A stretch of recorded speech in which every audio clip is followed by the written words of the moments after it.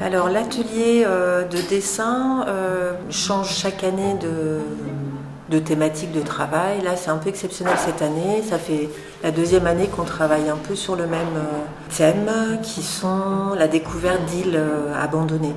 Donc à travers le dessin, il y a la question de la représentation du paysage.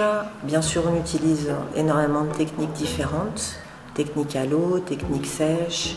Je voulais faire du dessin depuis longtemps. Le dessin c'est la base de tout art. À partir du dessin on peut faire de la sculpture, de la gravure, enfin toutes sortes d'art. Je me suis rendu compte que le dessin c'était une façon d'être avec des gens, de partager un objectif, un projet. Voilà. Ah ouais. L'objectif c'est que chacun soit un peu autonome.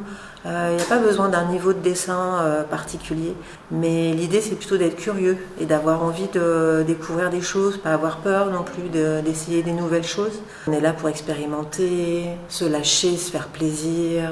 C'est quelqu'un qui va nous accompagner, c'est-à-dire qui est proposante, donc c'est là où on va l'appeler prof, parce qu'elle va nous apprendre quelque chose, et à la fois elle nous accompagne dans des recherches, et c'est là où on a besoin d'un accompagnement pédagogique et artistique. Là j'ai éloigné. Mais c'est vrai que là aussi, il y a beaucoup d'échanges, on échange sur ce qu'on a vu, ce qu'on a entendu.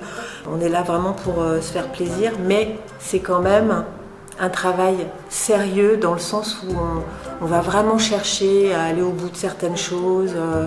Et moi, j'essaie de guider les élèves. On a la chance d'avoir des gens qui nous éduquent au sens noble, c'est-à-dire qu'on est...